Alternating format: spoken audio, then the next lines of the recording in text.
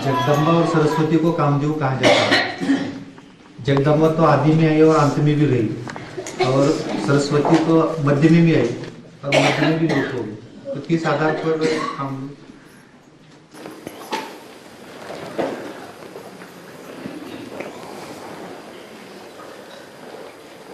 सरस्वती को कहाँ देखा गांव कामधेनु कहा जाता है?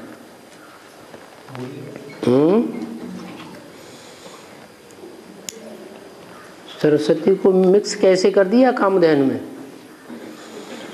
सरस्वती के टाइम पर 33 करोड़ देवताएं हुए क्या प्रैक्टिकल में? 33 करोड़ देवताओं ने ज्ञान लिया, बाप के बच्चे बने क्या? ब्राह्मण बने? न ब्राह्मण बनते हैं न देवता बनते हैं, परंतु जगदम्बा तो सारे जगत की अम्बा है। और सारे जगत में कितने ब्राह्मण हैं जो देवता बनते हैं? 33 करोड़ देवताएं गाय में दिखाए जाते हैं। तो वो जगदम्बा की यादगार है, सरस्वती के लिए नहीं कहेंगे, क्योंकि सरस्वती तो जब बीच में ही चली जाती है तो 500 करोड़ की शूटिंग होती है क्या उसके सामने? नहीं। और हनुमान सूर्य को फल समझकर, हनुमान सूरज को, हाँ, सूर्य को फल समझकर खा लेते हैं। हाँ, जाता है। हाँ, तो इसका ठीक है। यज्ञ के आदि में ज्ञान सूर्य प्रगटा या नहीं प्रगटा? यज्ञ के आदि में ज्ञान सूर्य प्रगटा, और जब ज्ञान सूर्य प्रगटा तो बाद में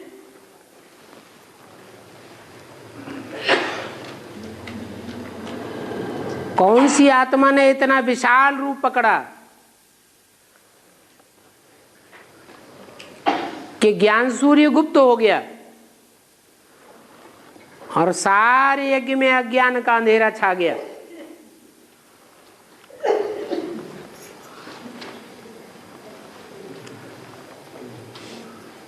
इस्लामी, बौद्धी, क्रिश्चियन आदि दूसरे धर्म की आत्माएं भी जो कन्वर्ट हो गई थी, वो कन्वर्ट हुई आत्माएं ब्रह्मा की गोद में आकर ब्राह्मण बन करके खेलने लगी, और सूर्य और सूर्यवंशी बच्चे गुप्त हो गए।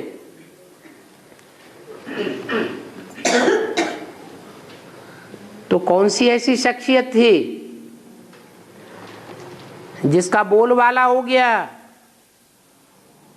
और ज्ञान सूर्य के फॉलोअर्स नेस्त नाबूद हो गए?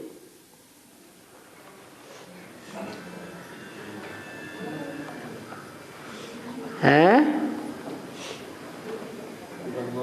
ब्रह्मा प्रत्यक्ष हुआ और सूर्य गुप्त हो गया। तो कहानी बनाई दी है कि ये बाल हनुमान था, झूठा लक़ब दे दिया कि हनुमान बचपन के रूप में थे, बचपन का उनका रूप था, तब उन्होंने सूर्य को फल समझ करके खा लिया और चारों ओर दुनिया में अंधेरा ही अंधेरा फैल गया।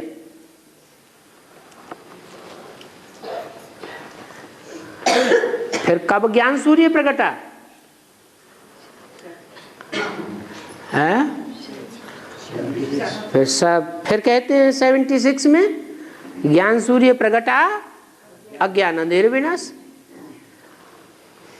तो लंबे समय तक ब्रह्मा की सोल ने पुरुषार्थ कहाँ किया अपने जीवन में? माउंट आबू में। तो माउंट आबू में यादगार बनी हुई है ज्ञान सूर्य को हप करने की, ज्ञान सूर्य के अस्त होने की। क्या यादगार बनी है? Sunset point.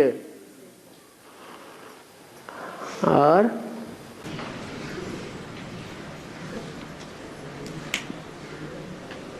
आज बाबा ने नियम्स बताए ना गीता पाठशाला वालों के लिए, तो दोनों युगलों की अगर भट्टी हुई है तो गीता पाठशाला खोल सकते हैं। तो ये कब से लागू है?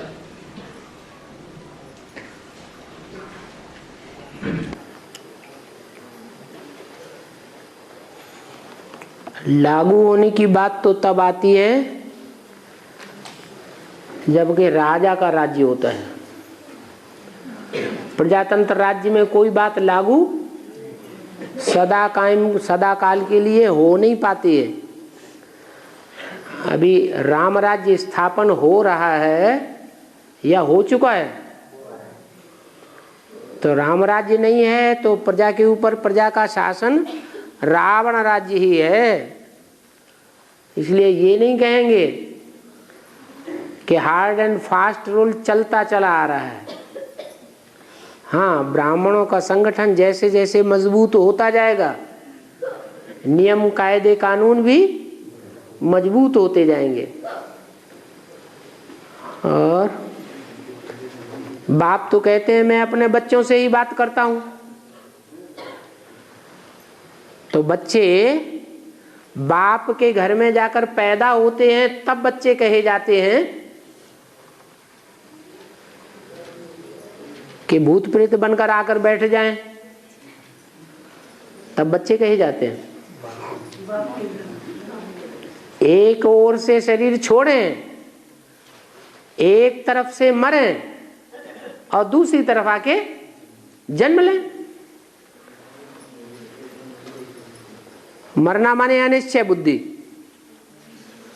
बाहर की दुनिया से या बीके की दुनिया से मरे, अनिश्चय बुद्धि बने। और ब्राह्मणों की जो एडवांस की दुनिया है वहां बाप के घर में आके जन्म ले। जन्म लेने से पहले और बाद में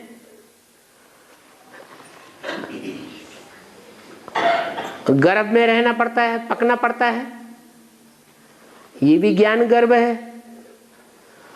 वो 9 महीने का है तो ये 9 दिन का है। एक दिन जाना, ज्ञान की ही बातें करते जावेंगे पार्टी के साथ।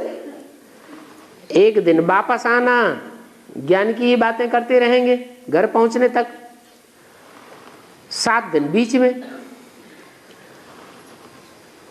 तो ये 9 दिन की गर्भ जेल कहो, गर्भ ज्ञान गर्भ कहो, कोई को गर्भ महल साबित होता है, कोई को गर्भ जेल साबित होता है। कोई तो भट्टी में जाकर के भी छटपटाने लगते हैं कब बाहर निकले। कहते हैं कहाँ मुर्गी खाने में आके फंस गए। भूत प्रेत प्रवेश कर जाते हैं, भगा ले जाते हैं। कोई को बहुत मजा आता है, पता ही नहीं लगता 6-7 दिन कहाँ चले गए।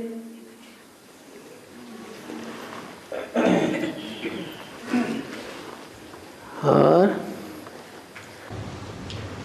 बाबा आदि स्वांत गाया हुआ है। अंत में हम ये देखते हैं कि ब्रह्मा बाबा की आत्मा ने सूक्ष्म शरीर धारण किया और माता पिता तथा गुलजार नदी के शरीर में प्रवेश करती है। तो इस घटना के आदि में शूटिंग किस तरह से होगी? ये ब्रह्मा की आत्मा की बात करेंगे या शरीर की बात करेंगे?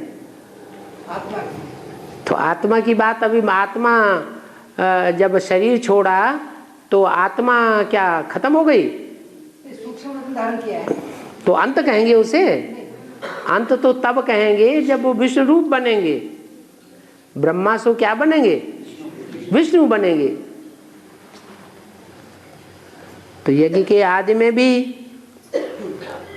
विष्णु रूप तो था, अंत में भी विष्णु रूप होगा।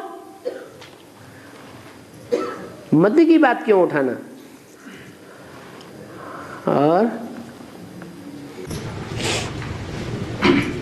बाबा कोई भी आत्मा पर देहाभिमान का हो या विदर्भियों का छिलका चढ़ा है या हमारे कुल की आत्मा है, ये कैसे पहचाने? बता तो दिया, कितनी मुरलियों में बताया। हमारे कुल का होगा, ज्ञान के 2 शब्द सुनावेंगे, चटक पड़ेगा। पीछे लग जाएगा। और सुनाओ, गहराई से बताओ, पूरा परिचय दो। हमारे कुल का नहीं होगा तो विरोध करते रहेगा। लंबा लंबा सुनाते रहो, महीनों सुनाते रहो, वर्षों सुनाते रहो, वो विरोध ही करता रहेगा।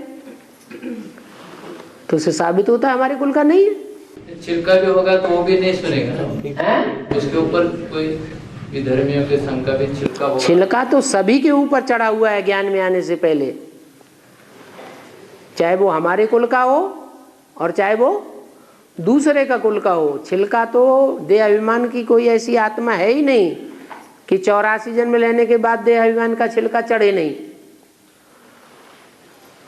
हाँ, कोई पर पतला छिलका है, कोई पर मोटा छिलका है। और बाबा, पवित्रता और सुख शांति संपन्न की सत्य की देवी माना क्या? पवित्रता सुख शांति संपन्नता का माने क्या? शांति संपन्न सत्य की देवी माना क्या? दैवी माने क्या? देवी देवी देवी हाँ, तो जैसा देवी होती है, जैसा देवी का अर्थ क्या है? देवी माने देने वाली। हमारी आत्मा अभी देने वाली है या स्वार्थ के वशीभूत होकर के लेना चाहती है? क्या लागत लगी रहती है? हैं? लेने की लागत लगी रहती है। तो हम स्वार्थी हैं, रथ के प्रति मरने वाले हैं, तो देवता नहीं है। रथ याद ही नहीं रहता, रथ की उनको स्मृति ही नहीं रहती, सिर्फ आत्मा ही याद रहती है। तो लेने की बात ही खत्म हो जाती, स्वार्थ की बात खत्म। और चलो देवता न भी बने, ब्राह्मण ही बने, तो ब्राह्मण उनको कहा जाता है जो ब्रह्मा की औलाद बने। ब्रह्मा उनको कहा जाता है जिसमें भगवान प्रवेश करे। तो जैसे ब्रह्मा बाप मिल गया तो पाना था सो पा लिया, खुद को जो कुछ पाना था सो तो पा लिया। तो फिर दूसरों को देने की बात रह जाती है या लेने की बात रह जाती है? लेने की रह जाती है, देने की रह जाती है। देते जाओ देते जाओ। ज्ञान धन ही देना पड़ता है। हैं? ज्ञान धन ही देना पड़ता है। ज्ञान धन लेंगे तभी तो देंगे। ब्रह्मा के बच्चे बने हैं तो ब्रह्मा के मुख से जो कुछ सुनाया गया है वो ही लिया होगा, दूसरों की बातें सुनेंगे नहीं। इसलिए बोला लौकिक संबंधियों से न कुछ पूछना है और न उनकी मत पर चलना है।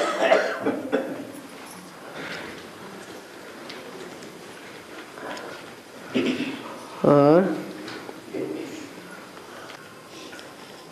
महाभारत में द्रौपदी को दिखाया है कि द्रौपदी को क्रोध आ गया तो प्रतिज्ञा ली,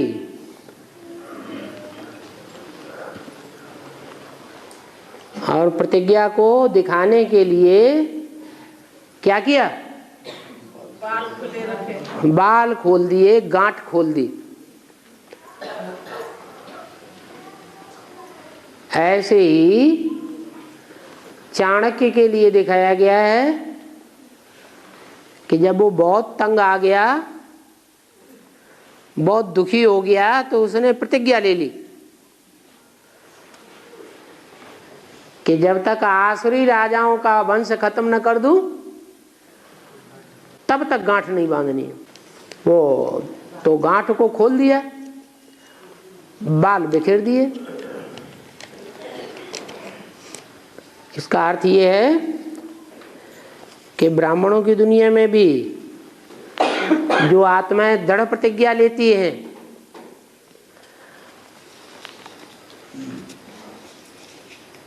वो जो ज्ञान की जटाएं हैं खुली छोड़ देती हैं। क्या?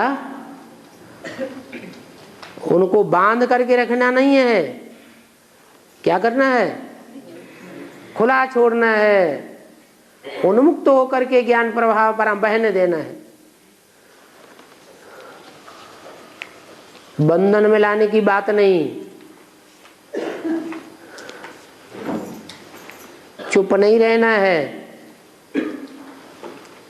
सुनाते जाना है, बोलते जाना है। जब तक परिवर्तन नहीं हो, जब तक आस पूरी ना हो, जब तक प्रतिज्ञा पूरी ना हो, तब तक गांठ नहीं बांधनी। और शंकर के लिए भी दिखाते हैं, जब क्रोध में आकर ज्ञान गंगा का आवाहन किया तो क्या किया? जटाएं खोल दी।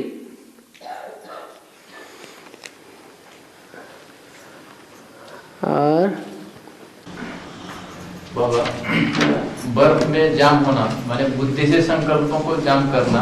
हाँ ठीक है, बीज रूप स्टेज में टिक जाओ। हाँ, जो अभी बीज रूप स्टेज में टिक जाएंगे उनको लंबे समय तक बर्फ में जाम नहीं रहना पड़ेगा। और अभी नहीं टिकेंगे, पुरुषार्थ नहीं करेंगे निसंकल्प होने का, तो दुनिया का विनाश भी हो जाए तो भी बर्फ में उनको दब करके रहना पड़ेगा।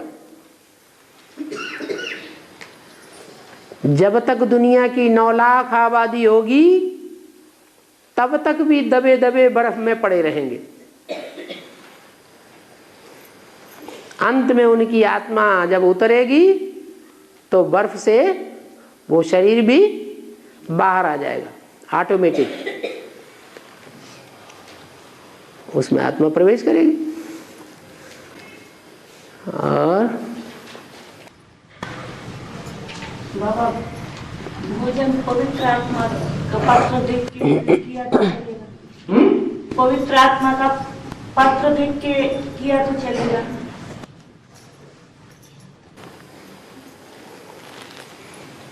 कैसे जानेंगे ये पात्र है ये कुपात्र है? बहुत सी गीता पाठशालाएं चल रही हैं। गीता पाठशालाओं में ब्राह्मण जाकर के भोजन भी लेते हैं। परिवार में? हाँ, परिवार में ही, ब्राह्मण परिवार ही है। तो कैसे पता चले कि जो भोजन हम खा रहे हैं वो पवित्र आत्माओं के द्वारा ही बना हुआ है या पवित्र आत्माओं द्वारा बना हुआ है?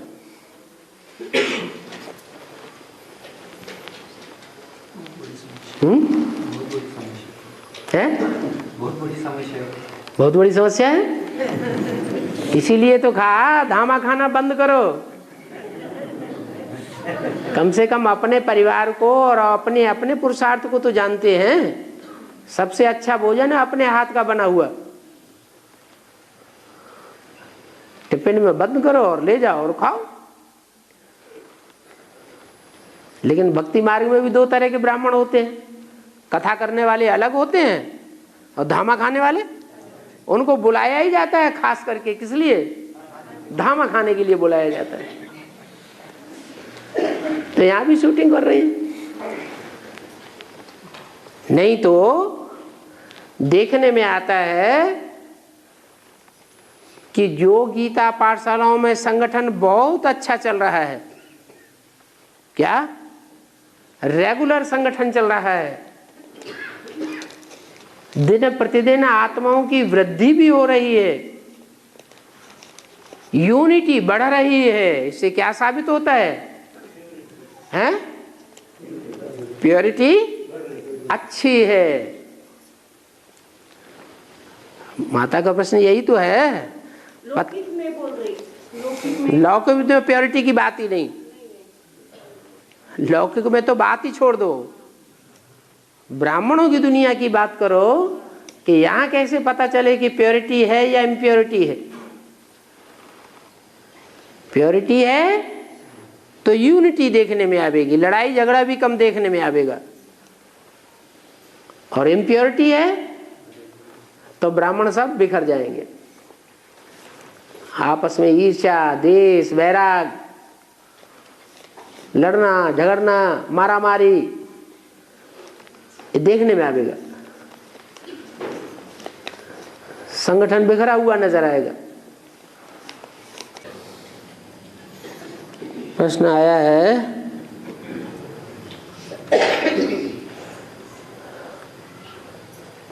मधुबन में बाबा जल्दी जल्दी आ जाएं, इसके लिए क्या आधार है? है?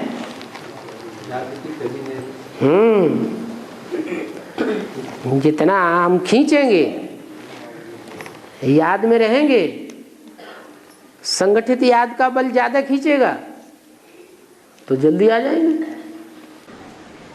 ऐसा होकर भी जल्दी नहीं आते। झूठी बात। वो भी परवाणी का बंदा बोल रहा है। और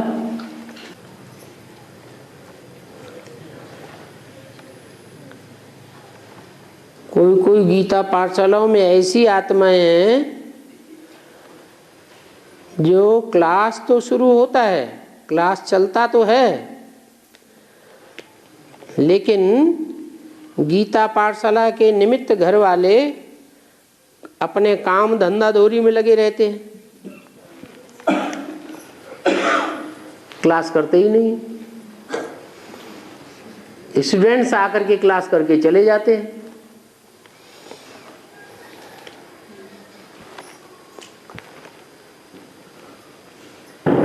ये कैसी गीता पाठशाला?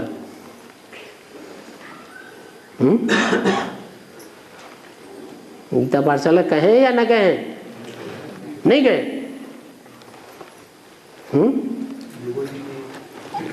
फिर कहाँ जाके इकट्ठे होंगे?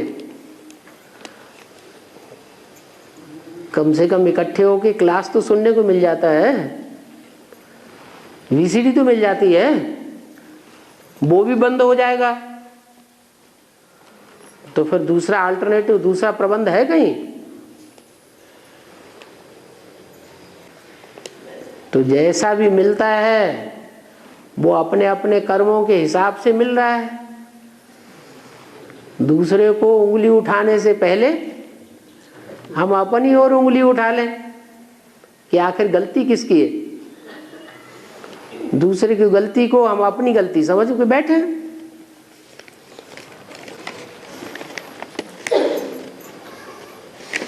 यादव भाई ये पढ़ के सुना दो। लो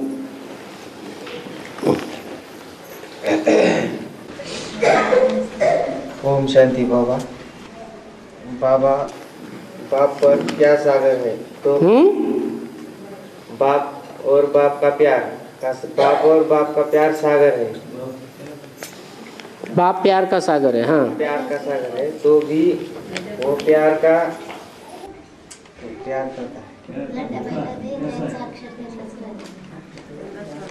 बाप प्यार का सागर है। हाँ, फिर भी वो भूखा है। कौन भूखा है? हैं? बाप बोलता है ना बच्चे को, मुझे याद करो। हाँ, प्यार से, प्यार की लगन की अगन से मुझे याद करो। हाँ, तो ये वो बारे में प्रश्न पूछा। बाप प्यार का सागर है। हाँ, तो बाप प्यार का सागर है। हाँ, तो भी वो प्यार का भूखा है, क्यों? बाप प्यार का सागर है तो भी प्यार का भूखा इसलिए है कि जिसमें प्रवेश करता है उसको झगड़े ही झगड़े की जिंदगी मिली है 63 जन्म से। उसको प्यार सच्चा किसी से मिला ही नहीं है। समझा था कि अष्टदेव पक्के हैं, सच्चे हैं, अंत तक साथ देंगे, वो भी अंत में झूठे निकल पड़े। तो प्यार सच्चा मिला, ऊपर वाले की बात नहीं है। किसकी बात है? नीचे वाले की बात है। और दिल वाले बच्चे कि बच्चे तुम मुझे कोई प्यार की लगन की अगर से याद करो तो मैं तुम्हारे 63 जन्मों के सारे पाप भस्म कर दूंगा। ठीक है। हाँ तो लगन की अगर से याद तो करना है। हाँ, इसके आधार के ऊपर तुम्हारे 63 जन्मों के पाप भस्म बस हो जाएंगे। तो ये प्यार का सागर कैसा हुआ? अरे लगन की अगन मालूम ही नहीं है, इसलिए ऐसा प्रश्न कर रहे हैं। अग्नि ऐसी जलाओ, लगन ऐसी हो जो बीच में टूटे ही नहीं, नहीं तो बीच बीच में टूटता रहा है प्यार। प्यार साकार के साथ होता है निराकार के साथ? साकार के साथ। तो 63 जन्म वो साकार के साथ प्यार टूटता रहा है। लगन की अग्नि तीव्र नहीं हुई है, माना लगन नहीं लगी है। जैसे कन्या की लगन लगाई जाती है ना, तो लगन ले जाते हैं, कहीं लगन लगी है, तो फिर जब पता लग जाता है कन्या को कि यहाँ यहाँ ऐसी ऐसी जगह ऐसी ऐसी स्थान पर ऐसे ऐसे व्यक्ति के साथ मेरी लगन लगाई जा चुकी है, तो फिर प्यार बढ़ जाता है ना। तो ऐसे ही यहाँ भी पहचान दी जाती है। पक्की पहचान होने के बाद फिर याद ऐसी हो जो बीच में टूटे ही नहीं, नहीं तो बीच में क्या होता है, टूटती रहती है, आती रहती है, टूटती रहती है, आती रहती है। वो अग्नि कच्ची होती है। कच्ची अग्नि में सोना पिघलता ही नहीं, तो खाद अलग होती नहीं। अगर खाद को अलग करना है, सोने को पिघलना है, तो लगन की अग्नि तीव्र चाहिए। मेरा तो एक, दूसरा न कोई। और एक तभी होगा जब वो एक में प्रत्यक्ष साबित हो। एक बिंदी के लिए थोड़े ही कहेंगे एक। और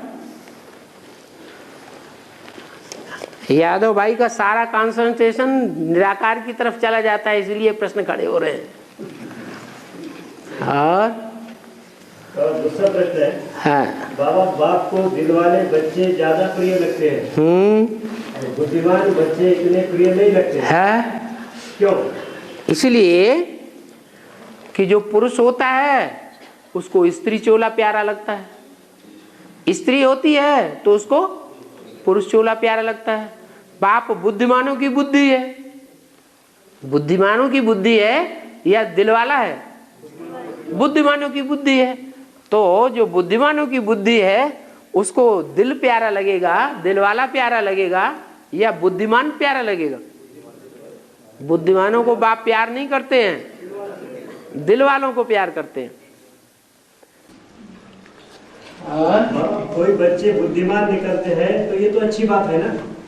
ठीक है, तो फिर वो बुद्धिमान बाप के बच्चे बाप को इतना प्रिय क्यों नहीं लगते?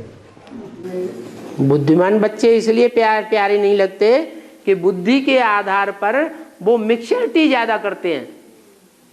बुद्धि का अहंकार आता है, और अहंकार आने के कारण वो शिवो हम भी बन करके बैठ जाते हैं, इसलिए प्यारे नहीं लगते। और अगला प्रश्न है, बाबा दिल क्या चीज है? दिल तो शरीर का अंग नहीं है ना। दिल अंग नहीं है। दिल माने मन, दिल कोई दूसरी चीज नहीं है। दिल माने मन, मन से संकल्प विकल्प किए जाते हैं। क्या? जो मन है वो ही दिल है। तो मन जो है उच्छृंखल भी होता है अगर कंट्रोल में न रहे बुद्धि के। तो आज की यही हालत है कि बुद्धि का कंट्रोल टूट चुका है। बुद्धि अपने स्वरूप को ही नहीं पहचानती कि मैं आत्मा बुद्धि स्वरूप हूं, मन को कंट्रोल करने वाली हूं, संस्कारों को कंट्रोल करने वाली हूं। बुद्धि को अपने स्वरूप का पता ही नहीं है कि मैं कंट्रोलर हूं। अगर पता पड़ जाए तो मन को भी कंट्रोल करे और संस्कारों को भी चेंज करे। और बाबा, तुलसी का मन, तुलसी का वृंदावन बाहर क्यों रख जाता है, अंदर क्यों नहीं रखते? तुलसी वृंदावन, तुलसी बाहर, तुलसी का पौधा अंदर क्यों नहीं लगाया जाता, बाहर क्यों लगाया जाता है? तुलसी को महारानी की उपाधि दी गई है। तुलसा महारानी है तो महारानी, महारानी की स्टेज से कम नहीं है।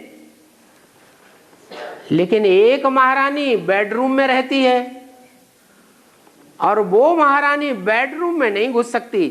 कहाँ बैठाई जाती है? आंगन में बैठाई जाती है। तो कर्मों में कुछ अंतर रहा होगा, वफादारी में कुछ अंतर रहा है, इसलिए ये अंतर कुर्सी में भी आ गया कि अंदर की महारानी को अंदर की कुर्सी मिल जाती है, महाराजा के साथ उठती बैठती सोती है, और वो बाहर की महारानी है, कहने के लिए महारानी है और बैठती है दास दासी की तरह चौखट के बाहर।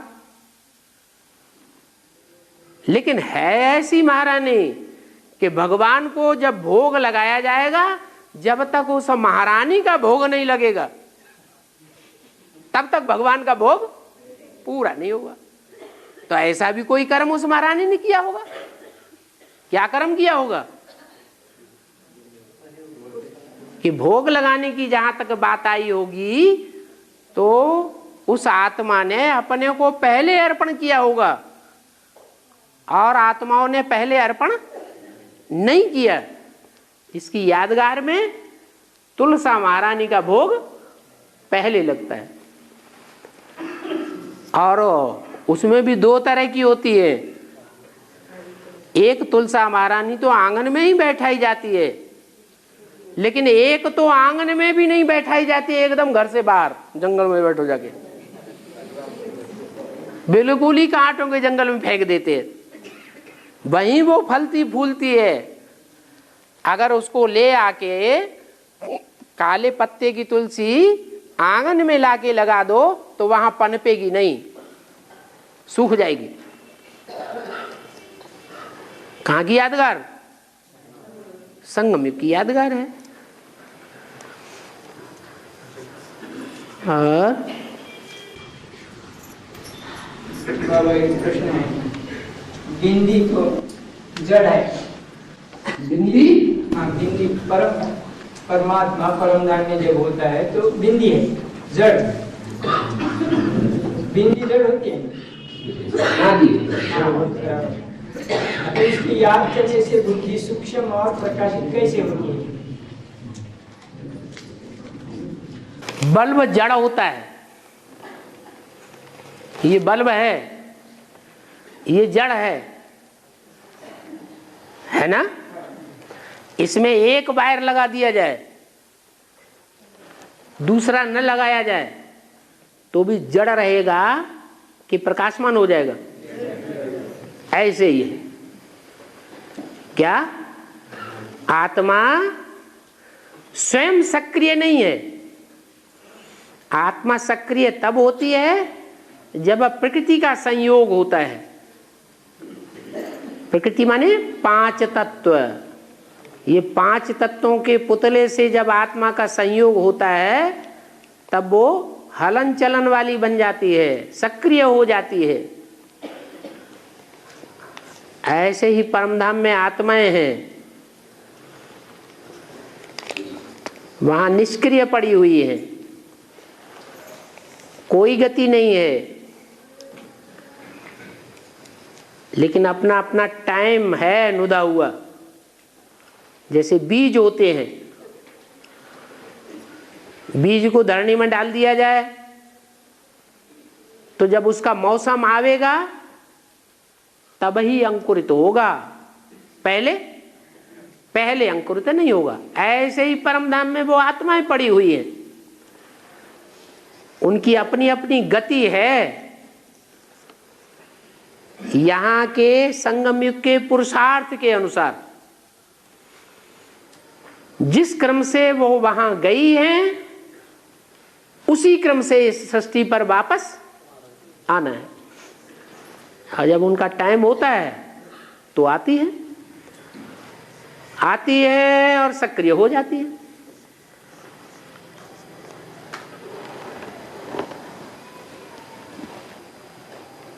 जैसे कोई आत्मा है, कहते हैं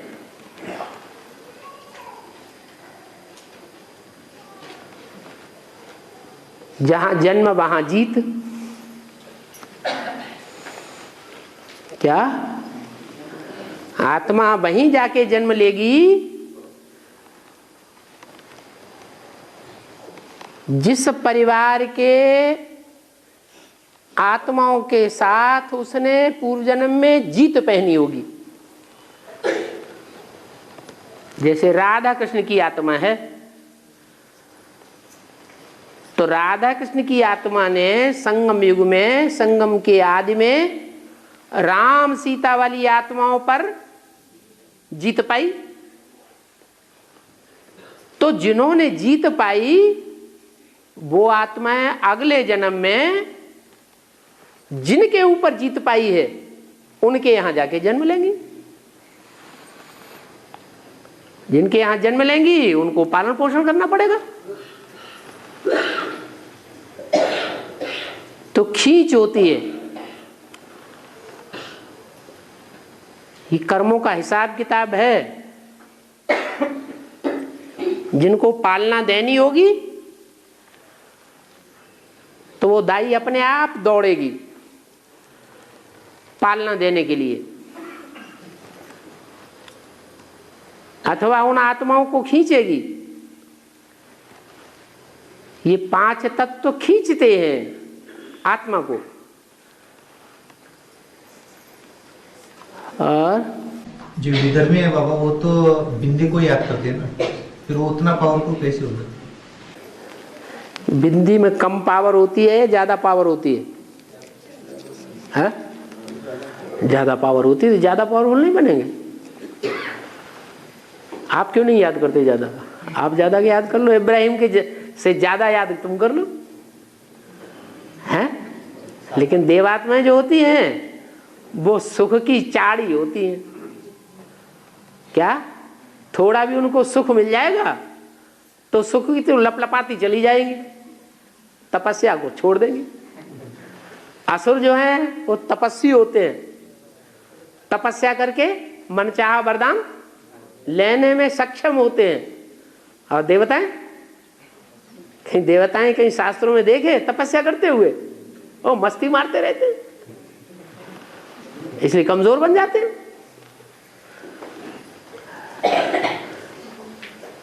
और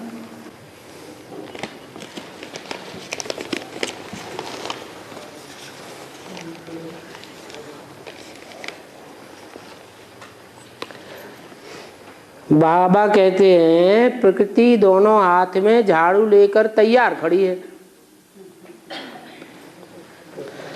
तो बाबा लक्ष्मी आने से पहले कचड़े को झाड़ू लगेगा,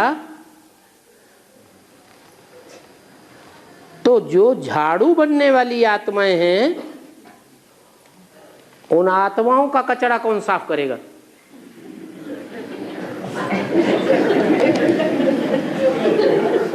बेचारी को पता ही नहीं है कि झाड़ू जब लगाते हैं तो लगाने से पहले पहले झाड़ू को ही साफ किया जाता है। क्या कि कचड़े वाली झाड़ू से सफाई की जाती है? पहले झाड़ू को पानी से साफ करते हैं, फिर उसके बाद फिर झाड़ू लगाते हैं। झाड़ू किसके हाथ में हुआ है? किसके हाथ में? प्रकृति के हाथ में झाड़ू है ना। कभी दोनों हाथों में झाड़ू लेकर के झाड़ू लगाते हैं,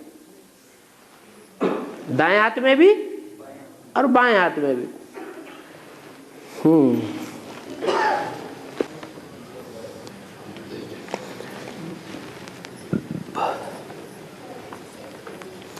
यज्ञ के आदि में त्रिमूर्ति के बीच सुनने, सुनाने, समझने, समझाने का कार्य हुआ।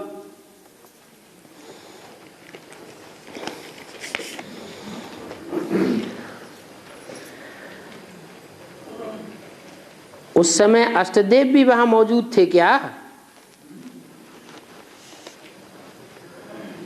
है? बाप आते हैं तो 3 मूर्तियों को साथ लाते हैं या 11 मूर्तियों को साथ लाते हैं? 3 मूर्तियों को साथ लाते हैं।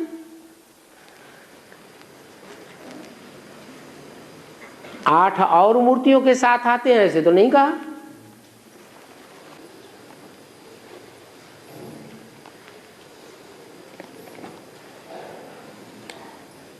त्रिमूर्ति के रूप में जो परिचय दिया जाता है वो सूर्यवंशी बाप,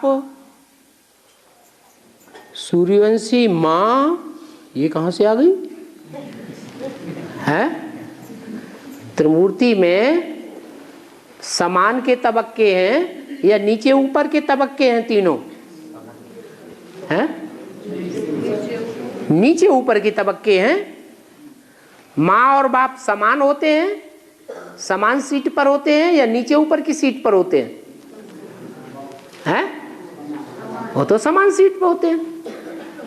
तो यहाँ 3 मूर्तियों की जहां बात आती है कि बाप जब आते हैं तो 3 मूर्तियों के साथ आते हैं। तीनों मूर्तियां नीचे ऊपर हैं, कोई सबसे ऊपर है, कोई मध्यम में है, कोई नीचे है।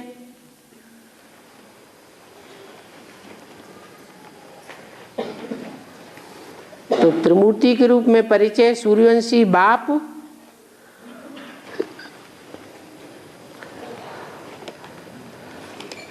और लक्ष्मी को दिया जाएगा यह सूर्यवंशी बाप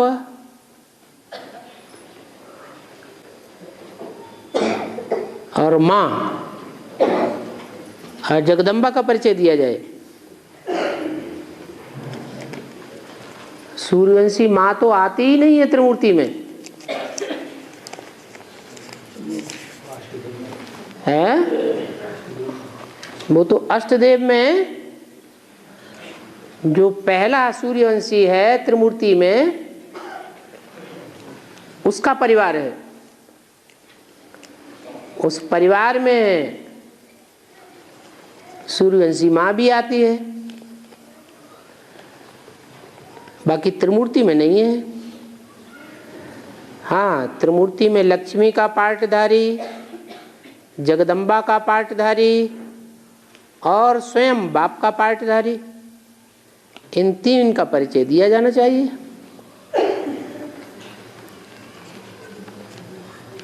क्या? एक है सूर्यवंशी, दूसरा है चंद्रवंशी। कौन है? चंद्रवंश का बीज कौन है? है? जगदम्बा। सूर्यवंश का बीज बाप। और दोनों में कड़ी कौन बनता है? 2 को जोड़ने वाली कड़ी कौन है? वैष्णवी। तो ये 3 मूर्तियां हैं त्रिमूर्ति में।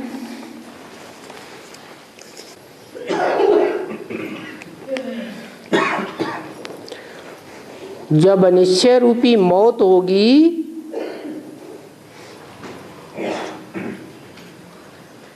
तो आत्माएं इस दुनिया को छोड़कर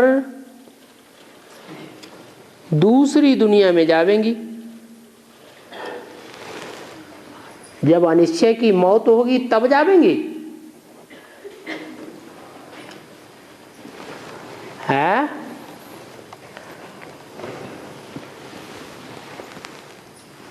जब अनिश्चय की मौत होगी तो माला में नीचे नंबर गिरेगा या दूसरी दुनिया में जाना होगा, हैं? माला में नंबर नीचे गिरेगा। नई दुनिया में जाकर के पहला जन्म सदगति का नहीं मिल सकता, क्योंकि अनिश्चय हुआ, अनिश्चय रूपी मृत्यु हुई तो दुख में गए, अंतमते दुखी हुए या सुखी हुए? दुखी हुए। तो नई दुनिया में कैसे जाने जाएंगे?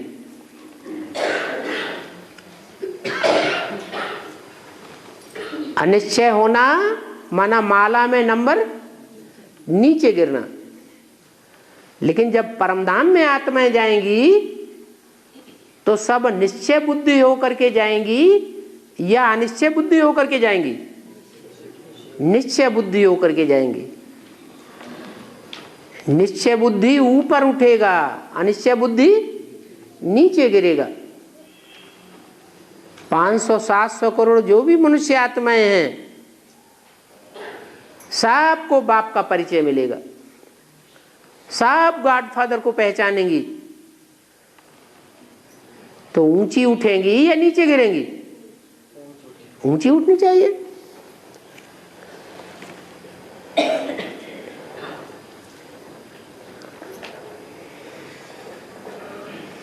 हाँ, परमधाम में जिस क्रम से जाएंगी उसी क्रम से फिर वापस लौट कर आएंगी, ठीक है। और माला का मणका फिर उसी क्रम से नंबरवार डिक्लेयर होता जाएगा। ये बात नहीं है। माला के मणके तो ऊंची कोटि की आत्माएं हैं या प्रजावर्ग की आत्माएं? ऊंची कोटि की आत्माएं हैं। तो जो ऊंची कोटि की राजा किस्म की आत्माएं हैं, उन एक एक राजा किस्म की आत्मा के पीछे लाखों की तादाद में प्रजा जुड़ी हुई है। जब वो राजा जाएगा तो उसके पीछे पीछे उसकी प्रजा भी जाएगी। जैसे सूर्यवंशी 4.5 लाख 4.25 लाख है।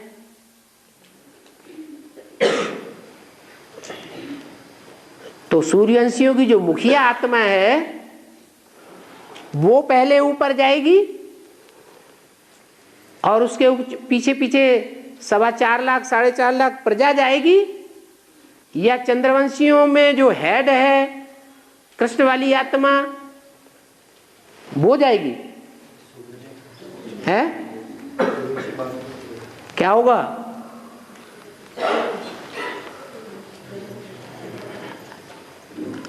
क्रम है। बाप के साथ बाप की पहली पहली प्रजा कौन है? हैं?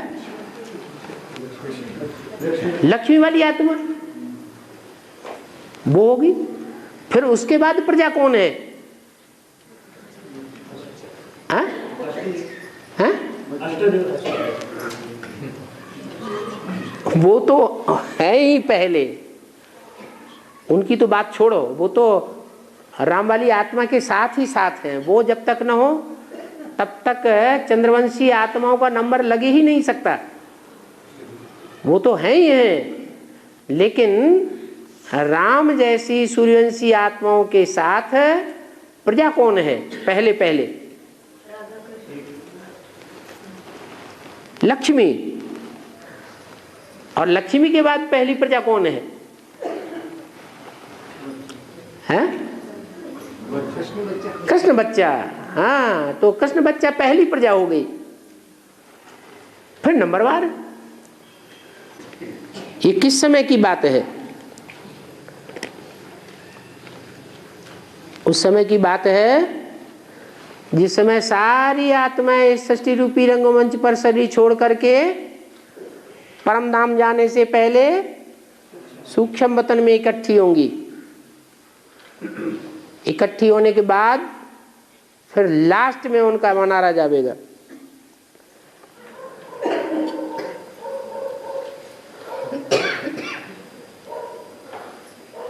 अभी जो अनिश्चय बुद्धि होकर चले जा रहे हैं क्या वो जल्दी वापस लौट कर आवेंगे?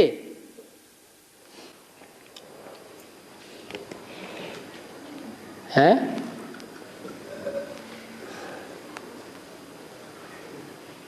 बोलो। जो अनिश्चय बुद्धि होकर के अभी टूट रहे हैं, क्या वो वापस आवेंगे जल्दी? ड्रामा में क्या होता है? ब्रॉड ड्रामा में जो दूसरे धर्म में कन्वर्ट हो जाते हैं, वो कन्वर्ट होने के बाद जल्दी वापस आते हैं क्या? आते हैं? नहीं। और धर्म में कन्वर्ट हो सकते हैं, लेकिन वापस अंत में जाकर के सब फिर वापस आते हैं।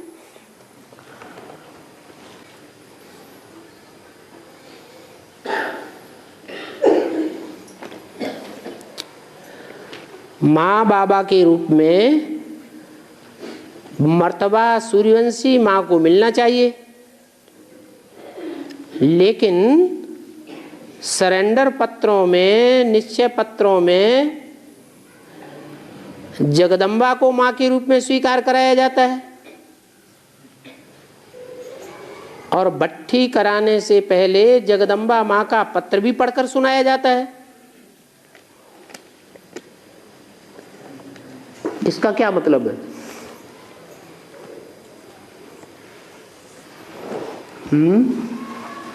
माना प्रश्न ये है कि सूर्यवंशी माँ का नाम क्यों नहीं रखा जाता? सूर्यवंशी माँ सिर्फ सूर्यवंशियों की माँ है या सभी धर्मों में कन्वर्ट होने वालों की माँ है? तो जो ज्ञान में आते हैं उनकी चाल चलन देखने के बाद पता चलेगा कि कौन किस धर्म का है, कि ज्ञान में आने से पहले ही पता चल जाएगा? हैं? पहले लालने के पांव पालने में देखने तो आए हैं, उनकी रीति रस्म चाल चलन दृष्टि वृत्ति कृति पहले देखने में तो आए। तो पहले ही किसी को सूर्यवंशी का लकवा दिया जा सकता है क्या? नहीं दिया जा सकता। हाँ, जगदम्बा के तो सब बच्चे हैं। सारी दुनिया किसका बच्चा है? जगदम्बा का बच्चा है। इसलिए जगदम्बा का नाम लिखा जाता है, सूर्यवंशी माँ का नाम नहीं लिखा जाता।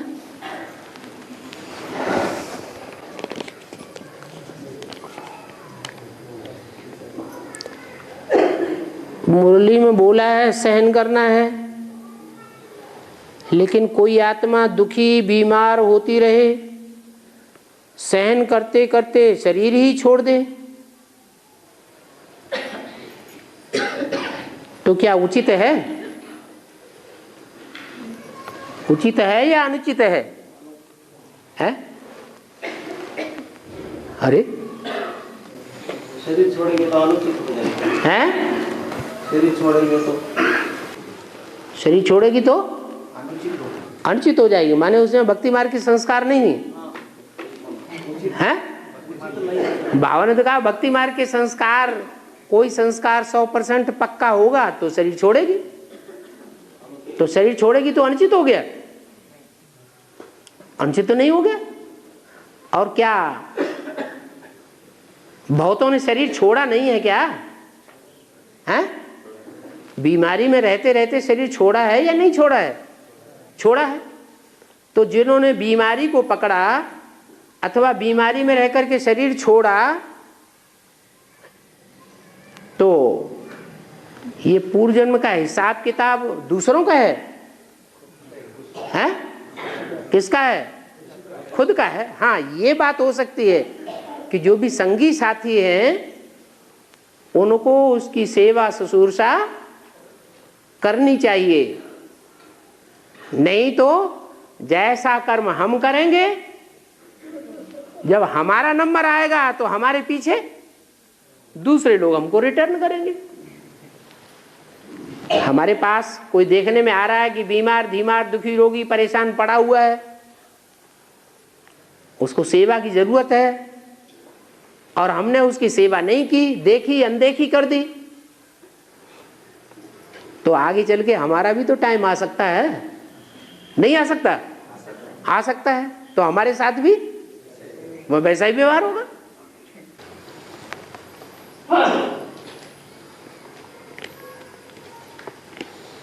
मुरली में बोला है जड़ प्रकृति भी बाप की रचना है। जड़ प्रकृति 5 तत्व को कहा जाता है। पृथ्वी, जलवायु, अग्नि, आकाश, इन 5 तत्वों के संघात को प्रकृति कहा जाता है। ये 5 तत्व रचना है? रचे जाते हैं। अगर कहें रचना है, रचे जाते हैं, तो प्रश्न पैदा होगा कब रचे गए, किसने रचे? तो प्रकृति जो जड़त्वमयी है उसको रचना कहना रंग है। हाँ, चैतन्य प्रकृति जो है उसको रचना कहा जा सकता है, क्योंकि चैतन्य आत्मा है जो जड़ प्रकृति के रूप में पार्ट बजाती है। उसको अपनी आत्मा का परिचय मिलता है। कोई के द्वारा तो परिचय मिला होगा, है कि अपने आप पहचान लिया मैं जगदम्बा हूं, है? कोई के द्वारा परिचय मिलता है कि नहीं मिलता है? जिसके द्वारा परिचय मिलता है वो रचयिता हो गया और वो रचना हो गई। बाकी जड़ प्रकृति को कहें कि वो रचना है, ये रंग है।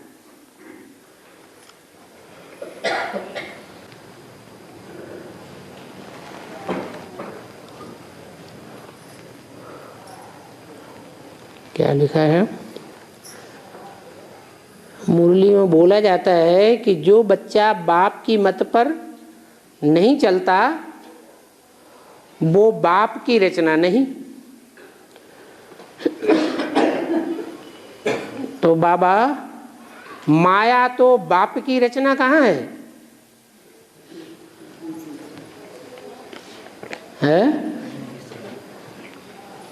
माया किसकी रचना है?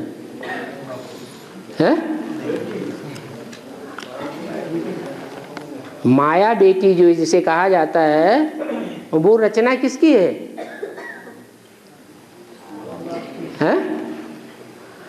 अरे माया बेटी है कि नहीं? बेटी है तो किसकी बेटी है? बाप की बेटी है तो रचना नहीं हुई है? रचना हुई।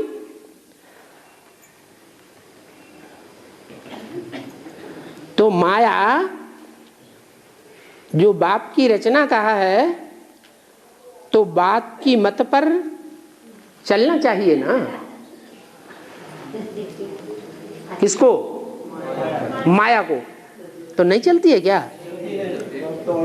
हाँ, बाप तो उसे आर्डर देते हैं। वो लिखने वाला भूल गया ये बात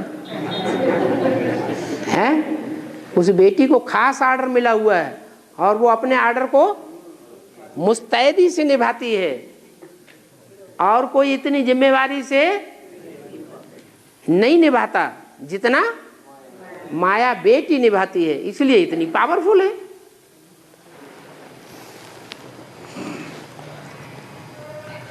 शायद चिट्ठी लिखने वाले को पता नहीं है, हैं कि कौन सी मत पर चलती है। किसी को मालूम है? हैं? माया बेटी कौन सी मत पर चलती है?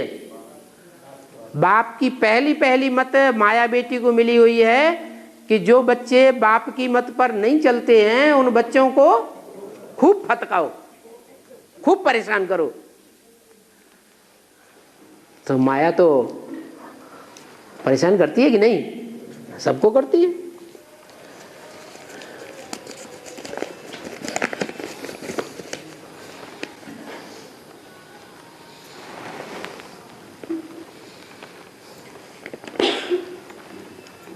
वही प्रश्न बार बार आ रहे हैं। भक्ति मार्ग में अनुसुईया नाम है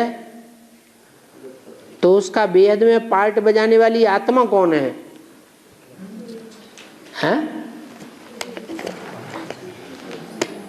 अरे अनसुईया जो भक्ति मार्ग का नाम है, वो पवित्रता में संसार की कन्याओं माताओं में सबसे आगे है या पीछे? आगे है। इतनी आगे है कि भक्ति मार्ग में गायन है कि ब्रह्मा विष्णु शंकर को भी उसकी प्योरिटी के ऊपर विश्वास करना पड़ता है, मानना पड़ता है, और मानते भी हैं।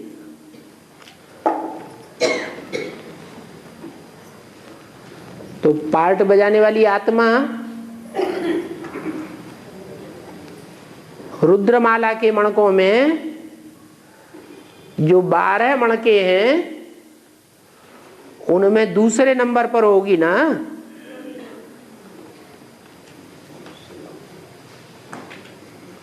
और जो पहले 8 मणके हैं 12 में से, वो 8 मणके सूर्यवंशी अष्टदेव हैं, क्योंकि देवताएं तो सूर्यवंशी ही होंगे, चंद्रवंशी तो होंगे नहीं, या दूसरे वंश के तो होंगे नहीं। तो जो अष्टदेव हैं उनमें बाप के बाद किसका नंबर है? अनसुईया का। तो 2 पार्ट डिक्लेयर नहीं हुए अभी तक। तो जिसको पता नहीं है, कोई नई आत्मा है तो पूछ रही है कि अनसुईया पार्ट किसका है? उसी का होगा जो सूर्य वंशी ग्रुप की पालना कर रही हो, है? सूर्यवंशी ग्रुप की जो पालना करने के निमित्त बनी हुई होगी, उसी का पार्ट अनसुईया होगा। अनसुईया का अर्थ क्या है? असूया। असूया माने ईर्ष्या द्वेष। अनसुईया माने जिसको कोई से ईर्ष्या द्वेष न हो।